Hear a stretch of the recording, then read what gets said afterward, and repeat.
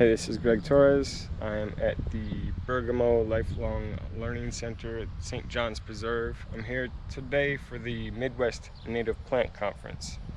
I'll be speaking today about planting for birds. And next to where I planted,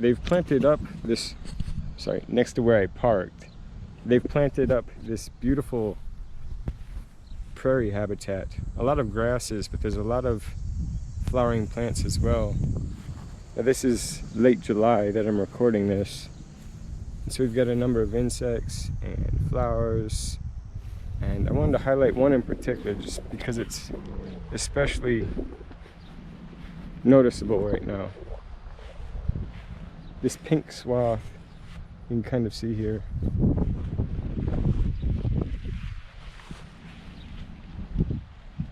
This is called Beebalm. It's got a lot of common names actually. Beebalm, Oswego tea, I've heard it called. I've also heard it called bergamot, wild bergamot. Basically though, it is a species in the genus Monarda. It's in the family Lamiaceae, which is the mint family of plants. I made a previous video about mountain mint, and one of the indicators I mentioned about the mint family of plants is that it has a square stem, which this one does. It's oftentimes a good indicator, and that they're also very aromatic, and this plant is very aromatic. Kind of smells like oregano. Actually, I've used it as a dried herb like oregano, and of course with a name like Oswego tea, of course the leaves have been used to make a nice kind of herbal tea as well. It's a very good pollinator for an impossible amount of insects to count. There's two bumblebees just hanging out on it. There's a very large swallowtail butterfly over here somewhere. Oh, there it is. Let's see if I can sneak up on it.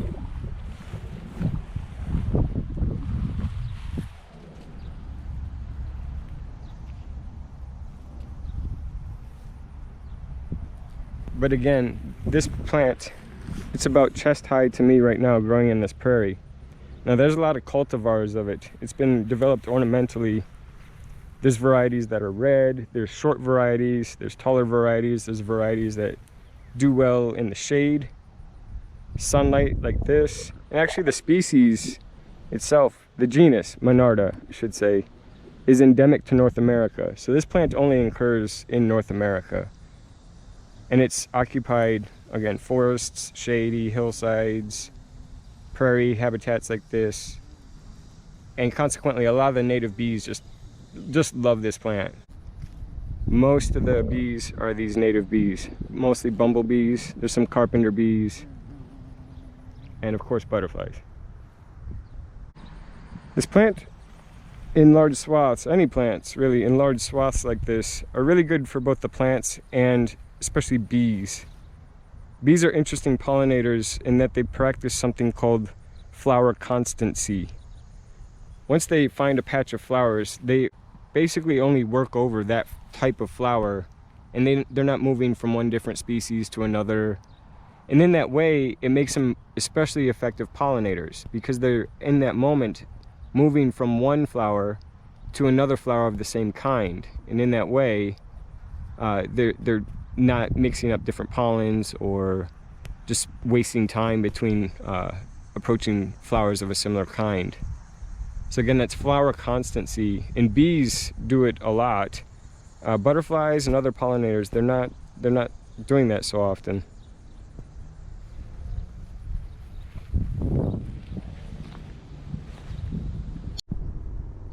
So again, this is Oswego tea, wild bergamot, Beebalm, also known scientifically as the genus Monarda.